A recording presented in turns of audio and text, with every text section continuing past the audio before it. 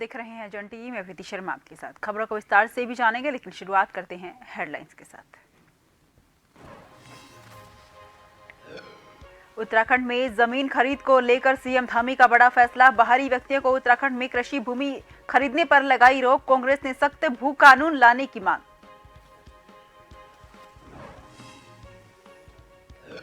राम मंदिर को लेकर प्रदेश में राजनीति तेज। बीजेपी वादा पूरा करने की कह रही बात, जता रही खुशी, तो कांग्रेस जनता के ध्रुवीकरण का लगा रही आरोप।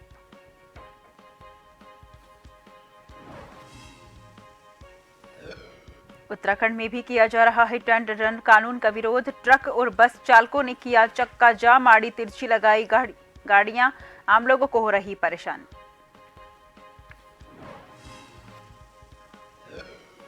उत्तराखंड में कोरोना के नए वेरिएंट के मिले हैं 2 केस, दोनों का हो रहा इलाज। कोविड से बचने के लिए स्वास्थ्य महकमा अलर्ट, सावधान रहने की हिदायत। दून अस्पताल में फ्लू ओपीडी शुरू। उत्तराखंड में कड़ाके की ठंड का सिलसिला बरकरार। पहाड़ों में पाला ने बढ़ाई परेशानी, कोहरे का कहर जारी। पहाड़ी राज्यों में बर्फबारी से उत्तर भारत में बढ़ी गलन, कोहरे ने रोकी ट्रेनों की रफ्तार।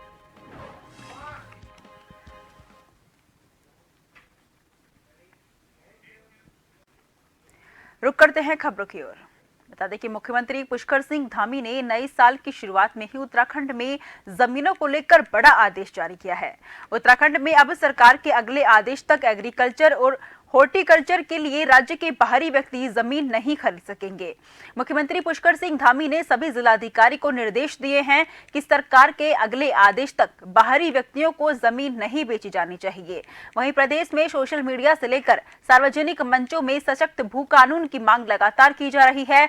मुख्यमंत्री के इस आदेश को भू कानून से जोड़कर ही देखा जा रहा है, तो वहीं कांग्रेस सख्त भू कानून लाने की भी मांग कर रही है।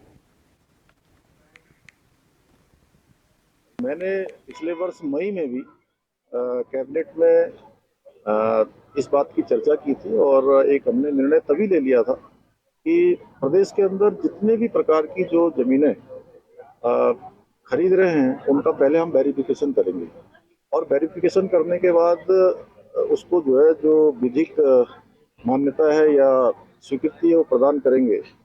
और आज से नए वर्ष में हमने जो कृषि के लिए जो भूमि अन्य लोगों के द्वारा खरीदी जाती है उस पर हमने अभी रोक लगा दी है। राज्य बनने के बाद 2002 में जब हमारी सरकार बनी तो हमने इस राज्य के अंदर एक भू कानून लाने का काम किया।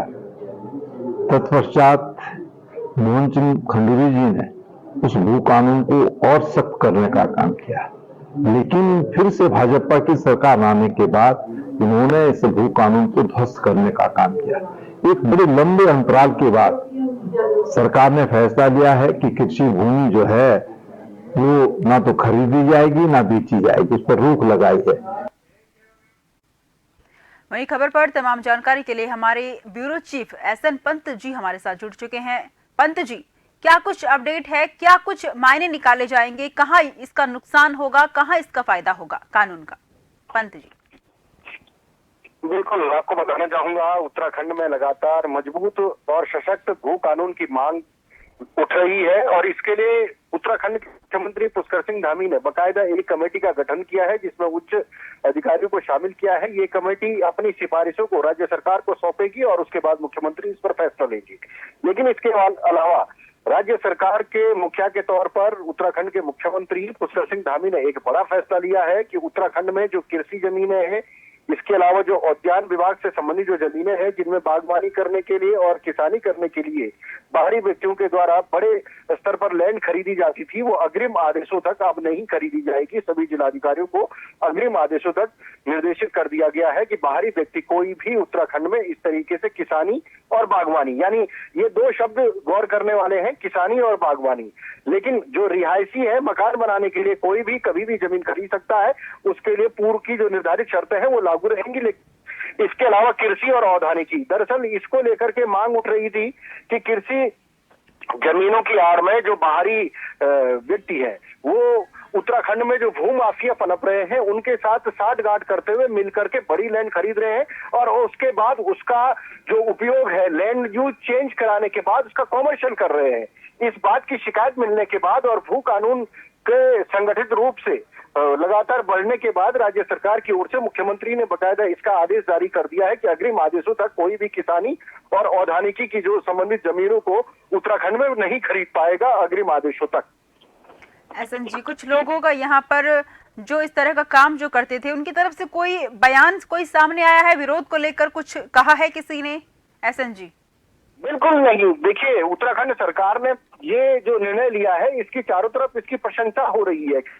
उत्तराखंड में मजबूत भू कानून को लेकर के जन आंदोलन हो रहा है, तमाम लोग तमाम संगठन सड़कों पर हैं और सरकार से मांग कर रहे हैं। सरकार ने 2 कदम आगे बढ़ाते हुए अपनी मजबूत इच्छा शक्ति को सामने रखा और ये कह दिया मुख्यमंत्री पुष्कर सिंह धामी ने अधिकारियों को और जिलाधिकारियों के अग्रिम आदेशों तक कोई भी बड़ी लैंड उत्तराखंड में जो किसानी करने के लिए यानी कृषि जमीन है और इसके अलावा जो उद्यान विभाग से संबंधित है, जो बागवानी करने के लिए ली जाती है, वो अग्रिम आदेशों तक न खरीदी जाएगी न बेची जाएगी। तो आप इसका अंदाजा लगा सकते हैं कि राज्य सरकार और मुख्यमंत्री की जो सोच है बिल्कुल साफ है। वो जन भावनाओं का सम्मान करते हैं और उत्तराखंड में जो भू माफियाओं को जो नेक्सस है उसको तोड़ने के लिए अधिकारियों के जरिए वो लगातार कोशिश कर रहे हैं। एसएन जी, खबर पर तमाम जानकारी देने के लिए बहुत बहुत शुक्रिया।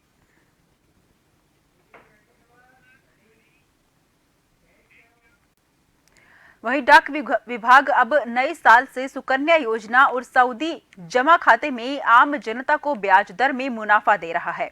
जनवरी 2024 से सुकन्या योजना में पहले 8% ब्याज दिया जाता था, जिसमें अब 0.2 की बढ़ोतरी कर ब्याज दर में फायदा किया जाएगा। इसके साथ ही सऊदी जमा खाते में जहां पहले 7% ब्याज मिलता था, वहीं अब इसको बढ़ाकर 7.1 कर दिया गया है। यानी कि डाक विभाग आम जनता की सहूलियत के लिए अनेकों ऐसी योजनाओं पर काम कर रहा है जहां से आम जनता को फायदा मिल सके।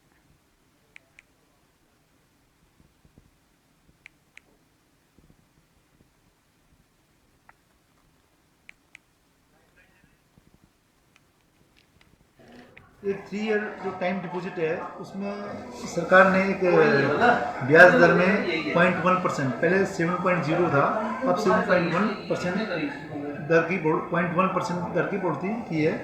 एवं दूसरी योजना है सुकन्या समृद्धि अकाउंट, जो सुकन्या बच्चों के लिए जो 10 साल से नीचे बालिकाएं होती हैं उनकी जो बचत योजना को खाता था उसमें पहले 8% की दर थी ब्याज दर। वहीं केंद्र सरकार द्वारा बनाया गया कानून को लेकर उत्तराखंड में ट्रक यूनियन के पदाधिकारी ने सड़कों पर आड़ी तिरछी गाड़ियां लगाकर विरोध प्रदर्शन किया।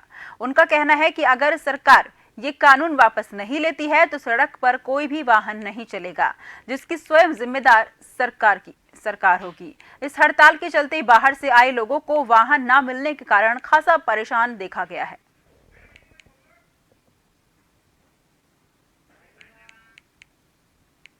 अब ये बीमे इन्होंने 3-4 हज़ार के बीमे थे, आज 50-60 हज़ार के बीमे करा दिए। ये एक्सीडेंट की वजह से तो है, जो एक्सीडेंट होएगा तो ये बीमे वाले भुगतेंगे।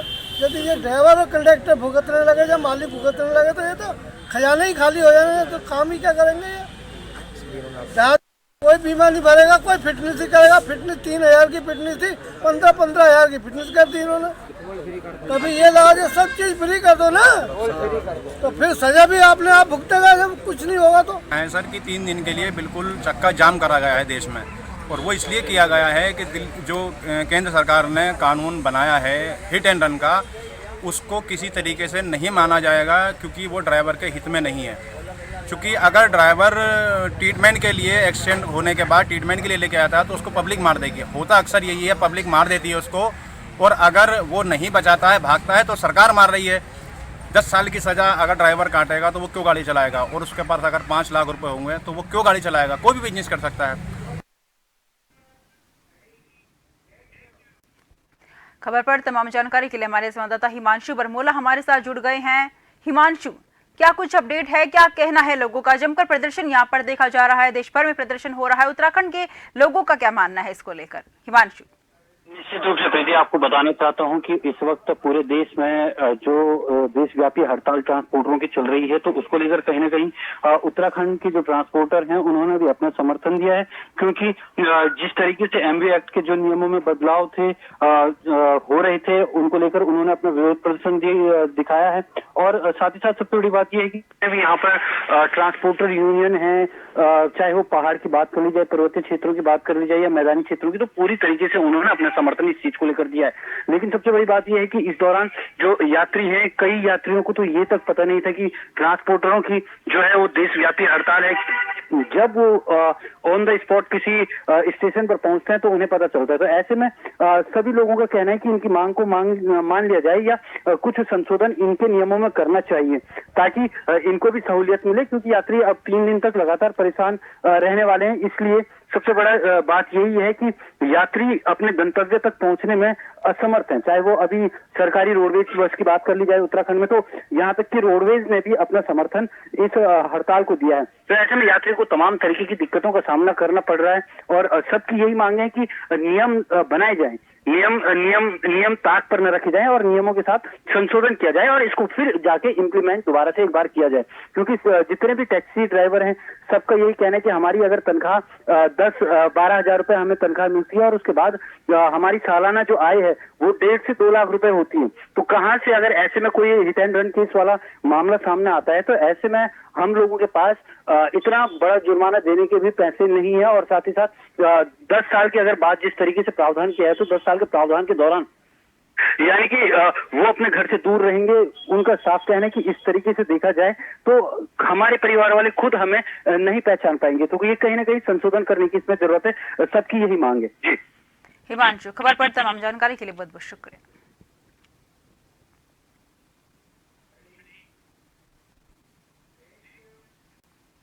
भारतीय सेना में अपनी अलग पहचान रखने वाली 18 कुमाऊं रेजिमेंट के पूर्व सैनिकों ने अपना 48वां स्थापना दिवस धूमधाम से मनाया। इस मौके पर पूर्व सैनिकों ने सेना में बिताए पलों को याद किया और 18 कुमाऊं रेजिमेंट की गौरवशाली यादों को भी साझा किया। और 1 जनवरी 1976 को 18 कुमाऊं रेजिमेंट की स्थापना की गई थी। कुमाऊं रेजिमेंट के 13 सदस्यों ने सुंदर डूंगा घाटी के दुर्गाकोट चोटी को फतह किया था।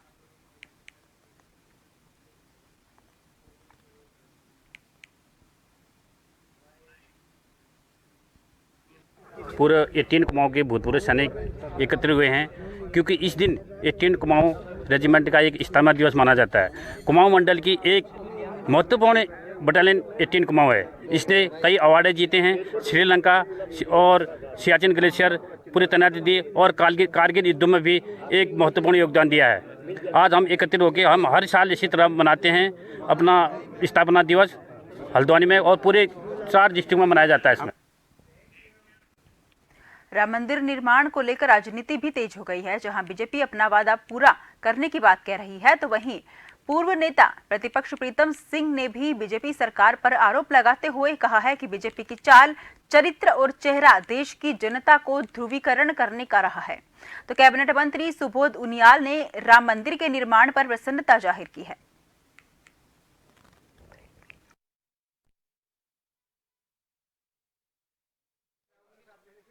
नहीं, देखिए, ये तो भाजपा का चाल, चरित्र, चेहरा रहा है कि जब देश में और प्रदेशों में चुनाव होते हैं तो उस समय वो ध्रुवीकरण का रास्ता अख्तियार करने का काम करते हैं। सरकार के पास ये कहने के लिए नहीं है कि 5 वर्षों में केंद्र की सरकार की क्या उपलब्धियां रही है, इसलिए आज फिर से ध्रुवीकरण के रास्ते पर जो है सरकार चल रही है और मैं समझता हूं कि ये देश के लिए सुखद नहीं है।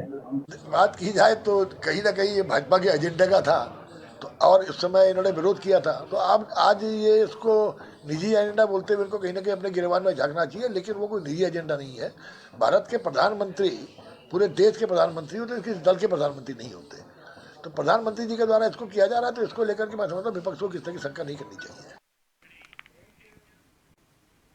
उत्तराखंड में कोविड-19 के नए वेरिएंट के 2 केस मिले हैं, जिनमें से एक मरीज मैक्स हॉस्पिटल में भर्ती है और दूसरा दून अस्पताल में स्वास्थ्य लाभ ले रहा है। इसके साथ ही जो मरीज दून अस्पताल में भर्ती है वो 72 वर्ष की महिला है, जो पहले से ही कई बीमारियों से ग्रसित है। महिला किसी अमेरिका से आए व्यक्ति के संपर्क में आई थी, जिसके बाद ही संक्रमित हो गई। इस वायरस के ज्यादा गंभीर केस अभी तक देश भर में नहीं देखे गए हैं। हालांकि ऐतिहासिक तौर पर कोविड के नए वेरिएंट को देखते हुए दून अस्पताल में फ्लू ओपीडी शुरू कर दी गई है।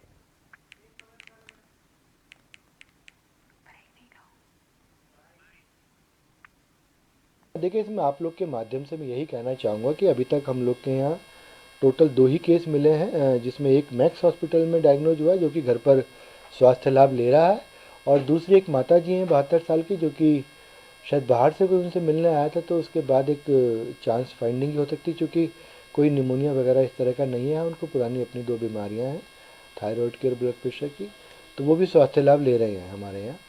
तो आप लोग के माध्यम से मैं बार बार यही अपील करना चाहूँगा कि लोग मास्क का यूज करें, और अब नया साल आ चुका है तो इसमें अब भीड़ भाड़ वाली जगह पर जाने से बचें। शीतकालीन चारधाम तीर्थ यात्रा ज्योतिर्मठ में आकर संपन्न हुई। चारधाम शीतकालीन यात्रा पूरी करने के बाद जगत गुरु स्वामी मुक्तेश्वर नाथ सरस्वती महाराज का ज्योतिर्मठ पहुंचने पर जोशीमठ नगरवासियों ने उनका फूल मालाओं के साथ भव्य स्वागत किया। ज्योतिर्मठ में एक विशेष पूजा का भी आयोजन किया गया।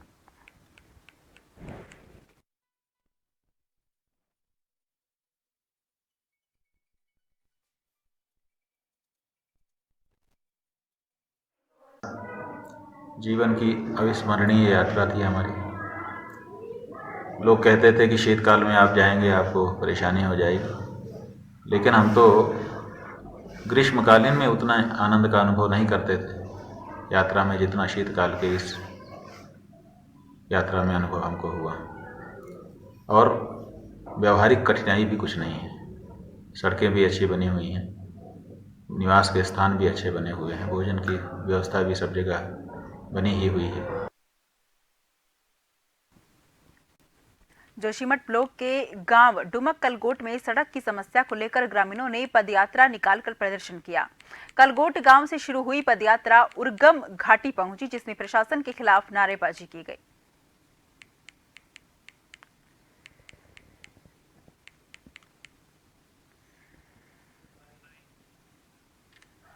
जो है हम क्षेत्रीय जनता से सहयोग प्राप्त करने के लिए कर रहे हैं।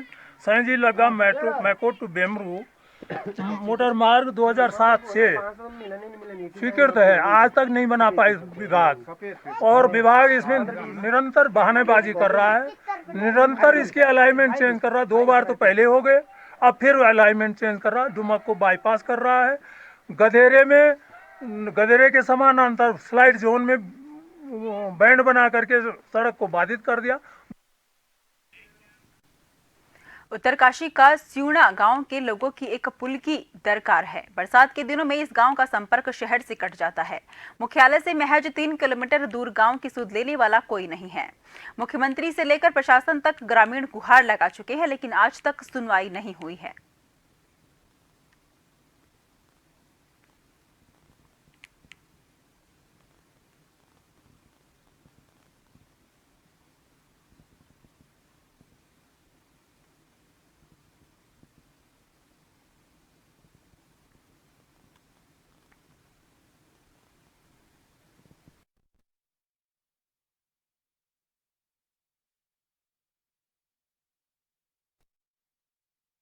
और हम यहाँ जो है काफ़ी सालों से जो है इस रास्ते के बारे में जो है कई बार जो है हमने जो है कई एप्लीकेशन दिए किए, जो कि हमारे पास जो है उसकी जो अभी जो है फोटोकॉपियाँ उपलब्ध है, लेकिन हम जो है हमेशा जाते हैं, हमें आश्वासन मिलता है कि आपको रास्ता मिलेगा।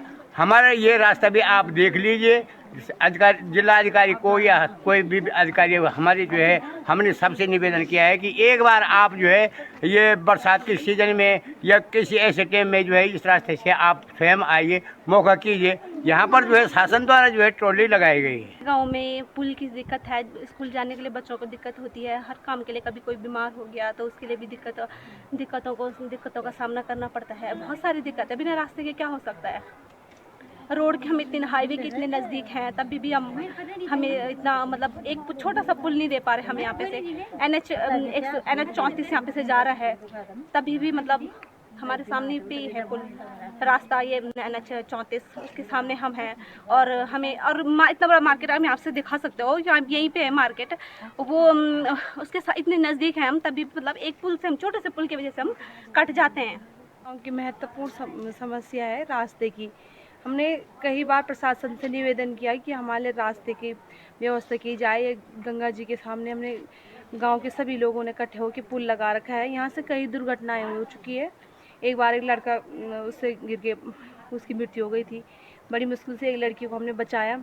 और बच्चों के रोज़ आने जाने की समस्या है। हमारे छोटे छोटे बच्चे स्कूल जाते हैं, अगर स्कूल नहीं भेजेंगे तो हर गांव का भविष्य क्या होगा। हमने प्रशासन से निवेदन किया कि हमारे लिए ये रास्ते का निर्माण करें। वन मंत्री सुबोध उनियाल ने 2024 में अपने मंत्रालय की प्राथमिकता बताई है, जिसमें इको फ्रेंडली वन विभाग, ट्री प्रोटेक्शन एक्ट में मजबूती, वन पंचायतों के माध्यम से प्रदेश के 25 लाख लोगों को रोजगार, इको टूरिज्म के माध्यम से 2 लाख लोगों को रोजगार का लक्ष्य, वेडिंग डेस्टिनेशन के स्पोर्ट्स को विकास करना। उन्होंने कहा कि इस साल विभाग में पारदर्शिता बढ़ाने में मुख्य केंद्र रहेगा, ताकि विभाग द्वारा चलाए जा रहे विभिन्न योजना धरातल में उतर सके।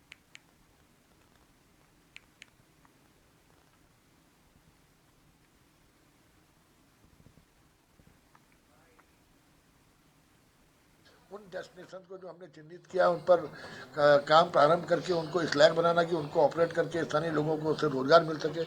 इसके साथ साथ वाइल्ड लाइफ के क्षेत्र में वाइल्ड लाइफ और ह्यूमन कॉन्फ्लिक्ट को रोकने के लिए जो हम लोगों ने रिफॉर्म्स किए उनको लागू करना, और जो तमाम तरह के जो फॉरेस्ट में जो हमारी टिम्बर बेस्ड इंडस्ट्री है उसके लिए प्रयास करना कि ताकि ज़्यादा से ज़्यादा हमारे यहाँ पर्वतीय क्षेत्रों में टिम्बर बेस्ड इंडस्ट्री लगे। और इसके साथ साथ जो विभाग में पारदर्शिता लाना, चाहे वो प्लांटेशन की पॉलिसी हो कि किस तरह के प्लांट्स यहाँ पर लगें और किस तरह उनको ऑनलाइन करने के बाद कॉमन आदमी जब स्थानीय लोगों को भी जानकारी हो कि अगर फॉरेस्ट डिपार्टमेंट ने कितने पेड़ उनके यहाँ लगाए हैं, ताकि इससे एक पारदर्शिता बने। और सबसे ऊपर यह है कि हम किस तरह फॉरेस्ट में प्लांट्स का सक्सेस रेट बढ़ा सकें। प्रधानमंत्री आवास योजना के अंतर्गत गरीबों को छत मुहैया कराने की दिशा में सोमवार को मुख्य विकास अधिकारी संजय कुमार सिंह द्वारा डीबीटी के माध्यम से 142 लाभार्थियों के बैंक खाते में 59 लाख रुपए की धनराशि दी गई है।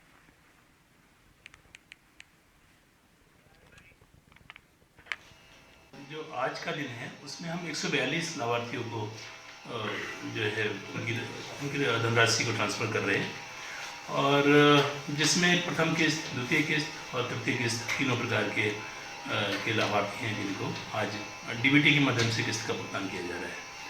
जहाँ तक प्रधानमंत्री आवास योजना का प्रश्न है, इस योजना के अंतर्गत न सिर्फ आवास प्रदान किया जाता है बल्कि शौचालय, बिजली, पानी, गैस, इस प्रकार जितनी समस्त सुविधाएँ वह प्रदान की जाती हैं।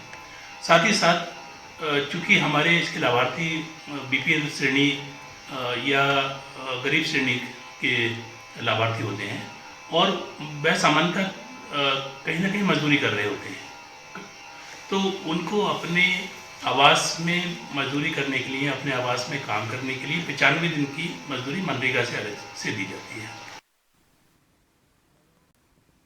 एक नजर हेडलाइन पर। उत्तराखंड में जमीन खरीद को लेकर सीएम धामी का बड़ा फैसला। बाहरी व्यक्तियों को उत्तराखंड में कृषि भूमि खरीदने पर लगाई रोक। कांग्रेस ने सख्त कानून लाने की मांग। राम मंदिर को लेकर प्रदेश में राजनीति तेज। बीजेपी वादा पूरा करने की कह रही बात, जता रही खुशी, तो कांग्रेस जनता के ध्रुवीकरण का लगा रही आरोप।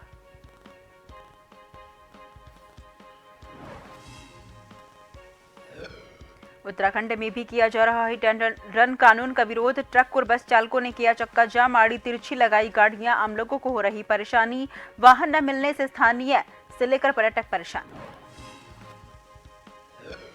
उत्तराखंड में कोरोना के नए वेरिएंट के मिले हैं केस, दोनों का हो रहा इलाज। कोविड से बचने के लिए स्वास्थ्य महकमा अलर्ट, सावधान रहने की हिदायत।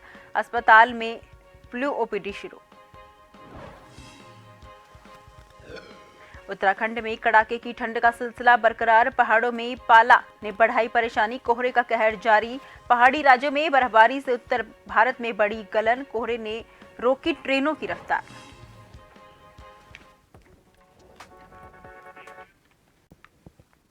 फिलहाल के लिए मुझे दीजिए इजाजत। देश भर की तमाम खबरों के लिए लगातार देखते रहिए जन टीवी, क्योंकि हम हैं जन जन की आवाज।